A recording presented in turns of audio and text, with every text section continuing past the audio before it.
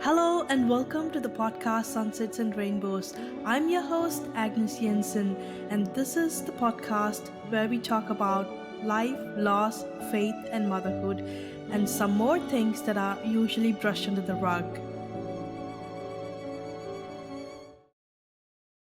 Hello, and thank you all for joining for this episode. And if you go back to the previous episode, you will hear me talking about Elliot's pregnancy, his birth story, and the time we spent with him in the hospital.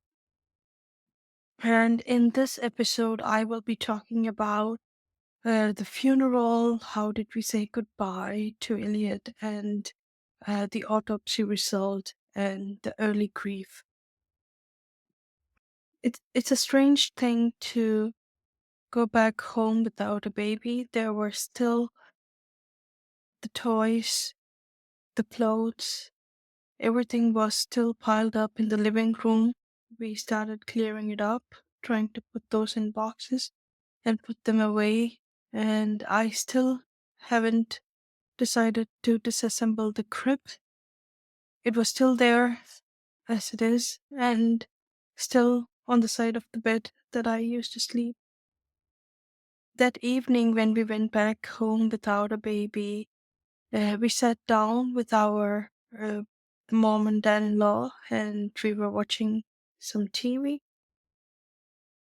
As soon as my father-in-law turned on TV, there was this program called Call the Midwife that was running, and he just stopped and let it run for a few minutes. There was the scene of a twin baby's funeral that was happening.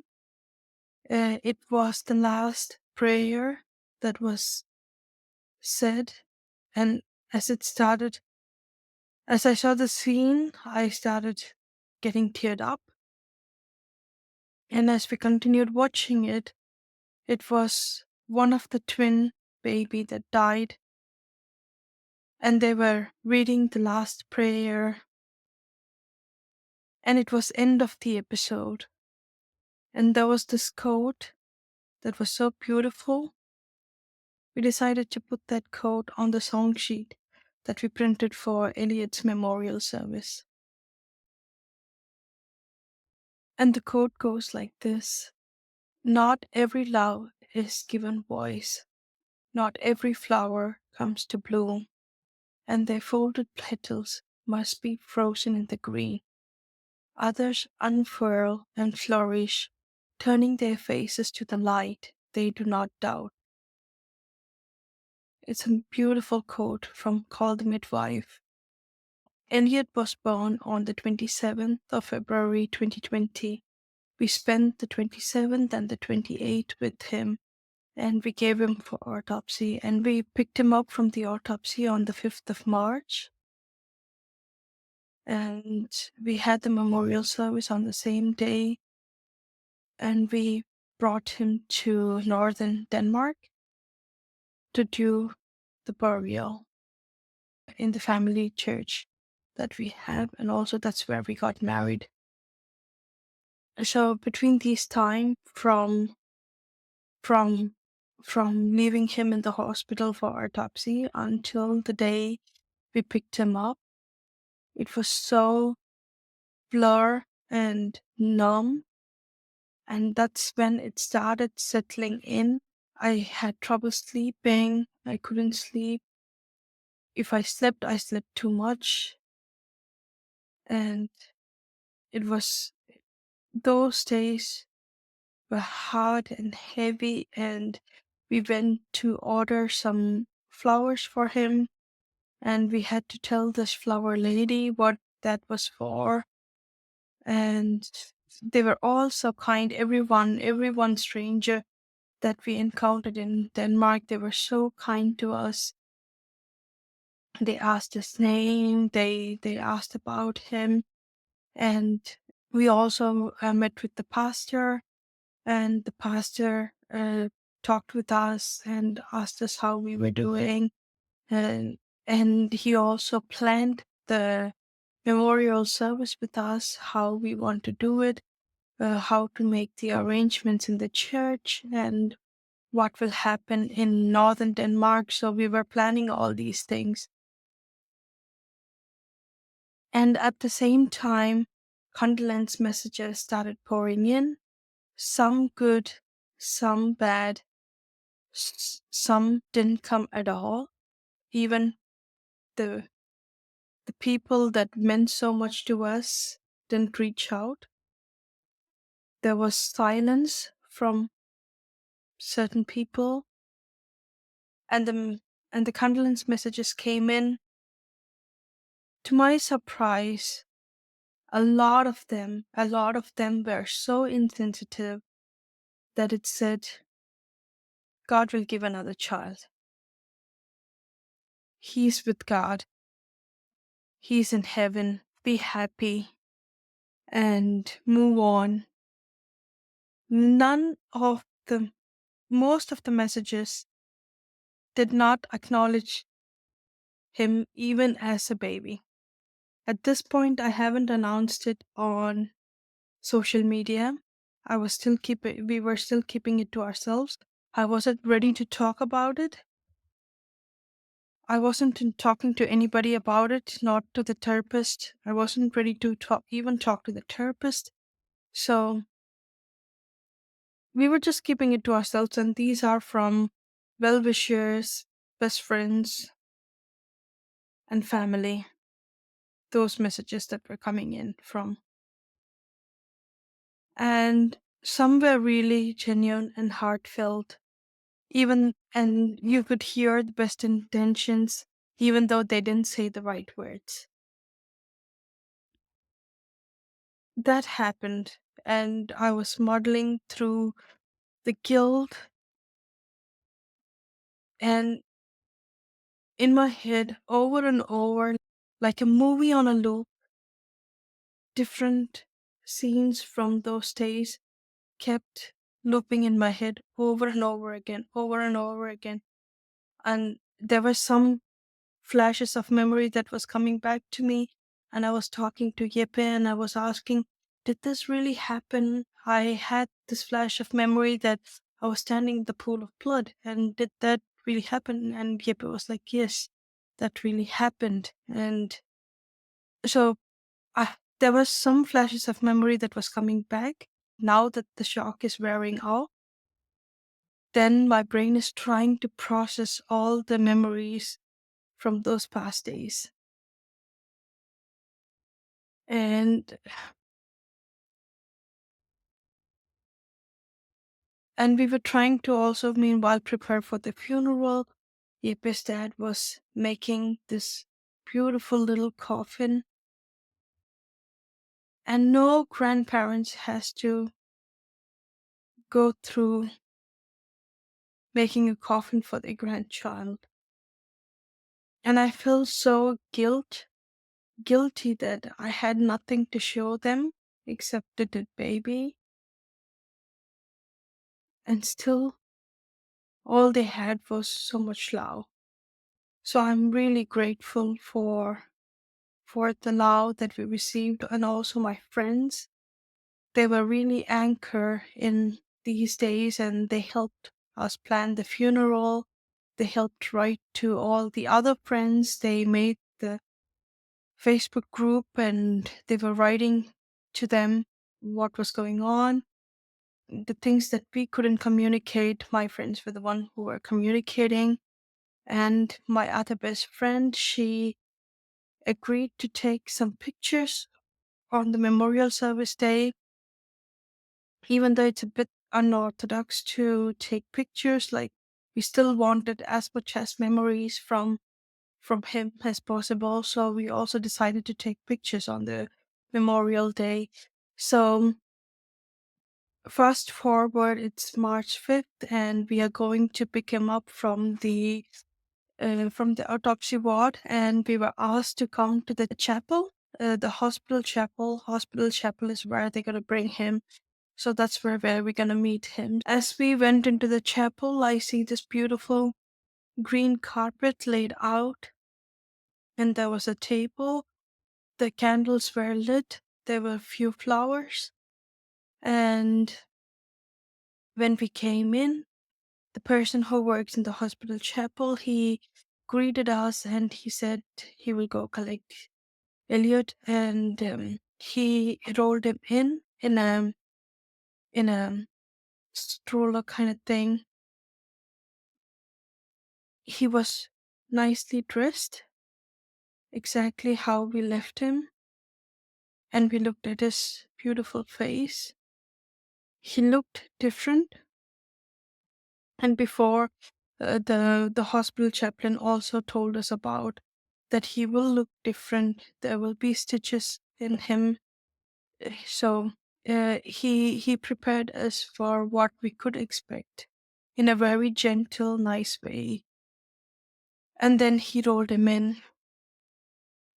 He was already dressed, so we didn't really do any undressing, and we brought the coffin with us, and um, we kissed him. We kissed him on his forehead, and we looked at him, and Yeppe took him and placed him in the coffin. We gave him a nice blanket, and he was still wrapped in the fine wedding cloth that the hospital gave him. And we gave him the pictures that we brought with us, and I placed my hands on his head and said a little prayer. And I kissed him goodbye. And then we shut the coffin. And then we shut the coffin. And we stayed there for a few minutes before chaplain helped us to bring him to the car. And we placed him in the trunk, and we brought him to our church chapel. And I go to this international church, and they offered us this small chapel that's within the church hall. The church hall is very big, and it was going to be a closed ceremony only for friends and family. So they gave us the chapel that is within the church hall, and one of our dear friend also sang during the ceremony, and our pastor gave the sermon, and our close friends were there. It was a beautiful, intimate ceremony. There was a lot of flowers. And we placed the coffin, and they sent us. They bid us farewell to go to northern Denmark. We drove straight from the chapel to the northern Denmark church. So it's a 4.5 hour car ride that we have to do. And if I close my eyes, I could still smell the flowers. Our car smelled like flowers for days.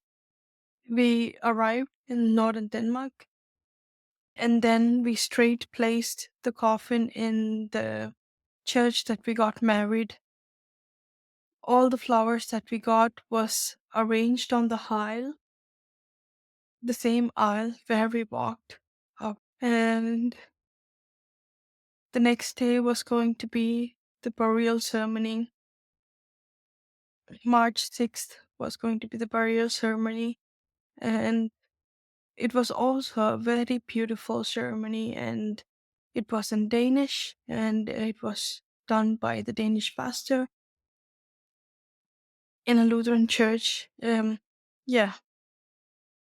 And Jeppe's dad also works there in the church, and he was the one who helps dug the grave and followed up with the ceremony. The same prayer that I heard, the same prayer that the hospital chaplain did when she visited Elliot in the hospital, is the same prayer that we heard on the TV. It's the same prayer that we did in the memorial service. was the same prayer that was recited at the end during the sunset of March 6th. And as he was lowered down into the ground after the ceremony, we looked up the sky and saw this beautiful sunset.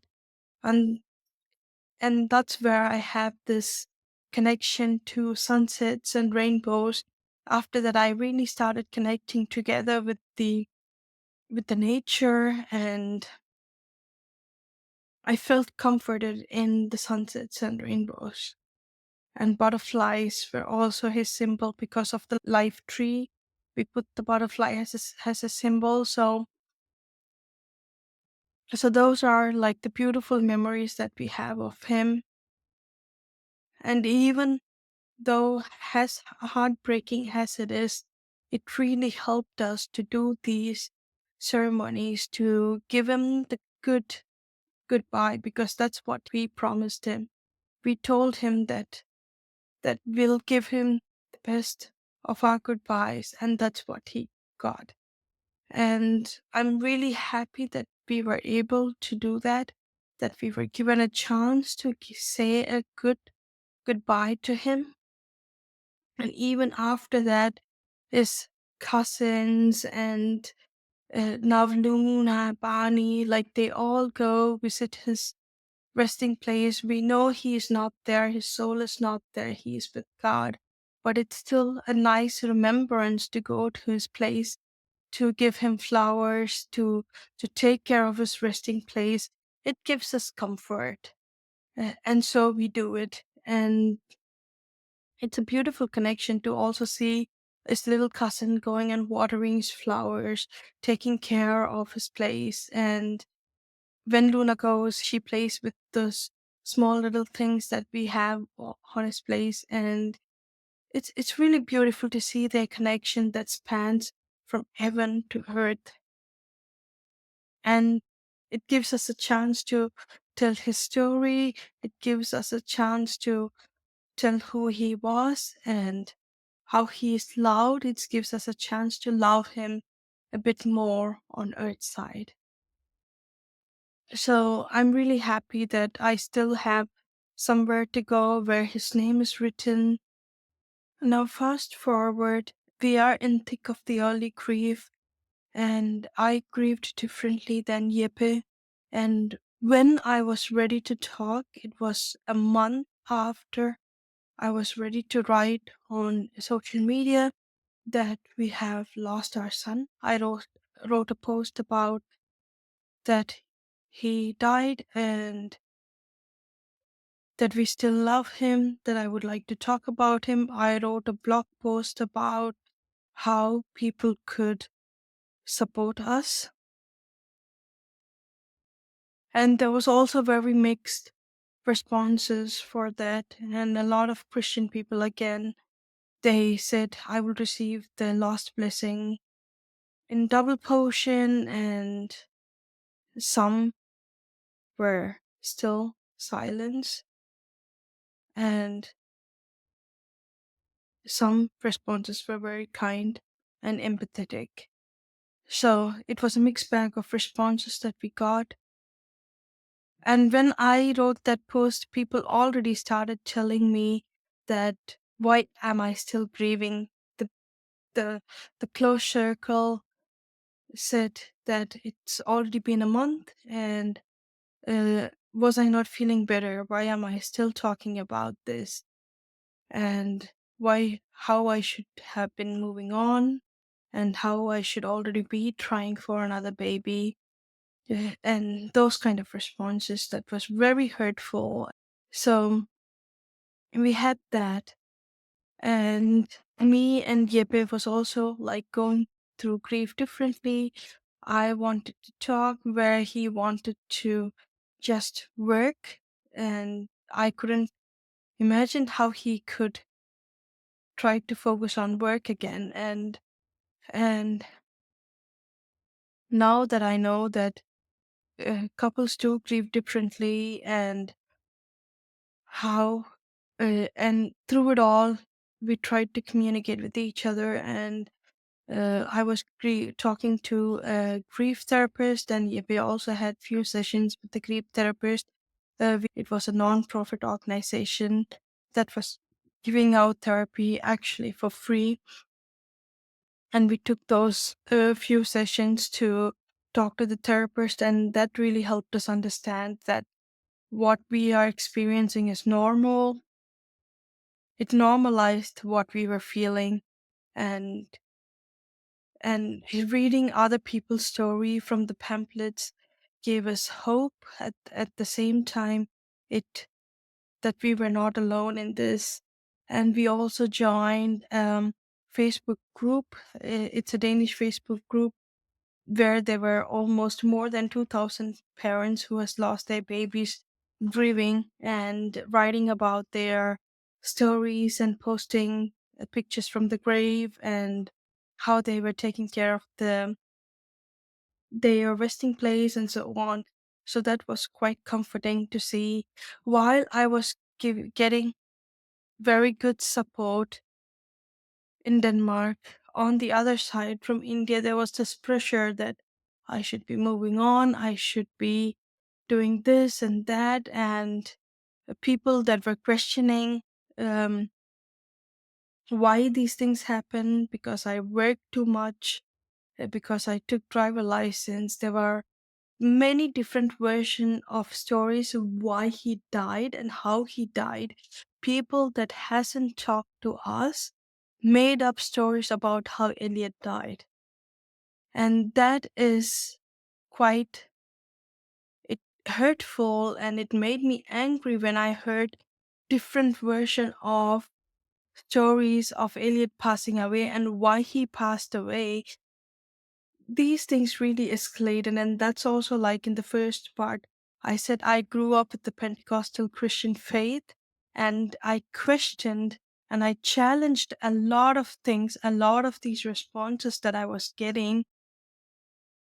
Many of those responses from people who are pastors. And after 4 years now, when I look back, I feel sorry for these people for misunderstanding the word of God in another way.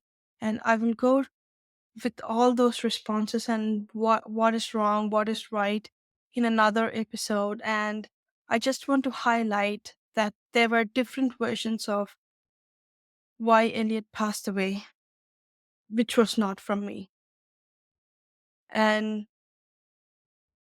for the first time, I'm recording in this platform the reason why he passed away, what the autopsy results were saying, and my baby did not die because I rolled in my bed during sleep. So, fast forward 3 months, that's when our autopsy results came back. And also we had 3 months of grief leave, and I was going through postpartum. And the toughest journey about postpartum, your milk comes in. Your body doesn't know that there is no baby that exists. My milk still came in. We had to stop the milk with the pills. And I was responding to, my body was responding to the cry of other babies. Whether it was in the TV that I heard, my body automatically responded to a crying child. And to look at your body, to see an empty vessel, to see those stretch marks, and thinking that your body has failed you, and how do you forgive a body that has failed you, and to go through all that, the hormones, the raging hormones that is going crazy, and all these things, you go through it without the baby to show. You still look 5 months pregnant after you give birth, and you're still bleeding, and you're still going through postpartum, and it's so unfair that you do that without a baby to show. And after going through all that, now to sit through an autopsy result to find out why he passed away, while there's this different versions of stories that is floating around. Before that, there was also the reports have come in. We have read the reports, and the autopsy talk is to understand the complete picture of what had happened, how to move forward, what are our options now. And when we went there, this kind gentleman introduced himself and he walked us through what has happened and how the birth was and all the facts. They present you the facts. And then he also mentioned about the few things about the placenta, that it was small and there was some blood clots. And there was nothing else concrete that showed anything that was wrong with him. And they saw everything perfect except for it was smaller for his gestation. He was born 36 weeks, but he was actually measuring 33. So, and there was no concrete conclusion except the placenta was small. And even that was not told as an alarming sign. But now that I have the knowledge of that smaller placentas do lead to IUGR babies, that is, there's intrauterine growth restriction, and that can lead to stillbirth, and that's actually quite a big cause in countries like India, while why babies are stillborn. And now that I know that actually the placenta can be measured, because that's, I also asked, like, how can I make sure in future pregnancies that the placenta is good? They said you can only see how the baby grows, and from how the baby grows, you see then the placenta is working. But it should be the other way around. The placenta should be growing and working properly in order for the baby to be growing properly. So now that I know, actually, there's a way to measure the placenta, way to actually look at the blood flow in the umbilical cord, in the placenta. They promised me in the next pregnancy, those things will be looked at.